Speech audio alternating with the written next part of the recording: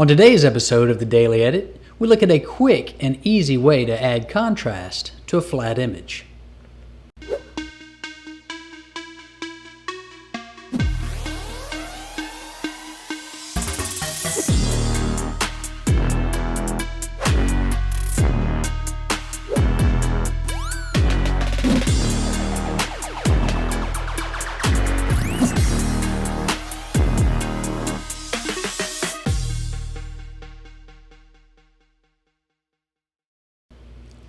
Welcome back to the Daily Edit. I'm your host, Todd Middlebrooks, and today we have a quick one, a real quick one. So you've got an image that you've taken and it came out a little flat, whether due to lighting or camera settings or whatever the case may be. And you want to add a little bit of contrast, darken the shadows, brighten the highlights, just to give it a little bit more pop. I've got a super easy and quick tool inside of a Lightroom Mobile that can do just that. So let's take a look.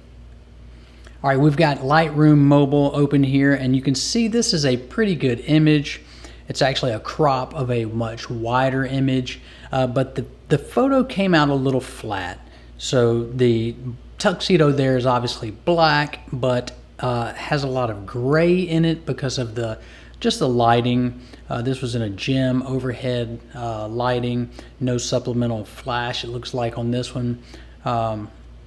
So it could use just a little bit of contrast. Now we could go into the light tool and we could adjust the exposure, but you'll see that adjust the entire exposure. We could adjust the shadows, but again, that helps a little, but it doesn't help with the actual contrast curve. So we're going to use a tool called curves to make the adjustment that we want.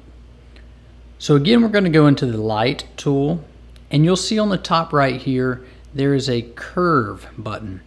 And what this does is gives you a linear line from shadows to highlights. And what we want to do is create what's known as an S curve.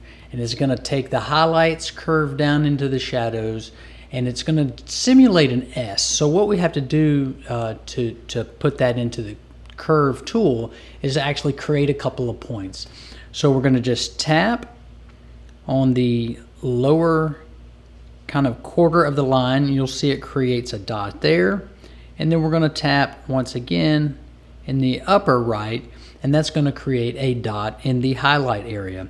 We're going to take the dot that we created in the shadows, we're going to pull it down just a little bit, and we're going to take the one in the highlights and push it. And we have to be careful here not to overexpose. You can also move it up and down the curve here at this point. And that looks pretty good there. So again, you'll see the before and the after, before and after. We'll commit that. And now we've got an image that has just a little bit more contrast. It's got it pops a little bit more, and it's just not as flat. And it's a more appealing looking image in my opinion. So if you've gotten value out of this, I invite you to subscribe to the channel, ring that notification bell to be notified the next time we go live or post a video right here on the channel. Thanks again, and I look forward to seeing you next time.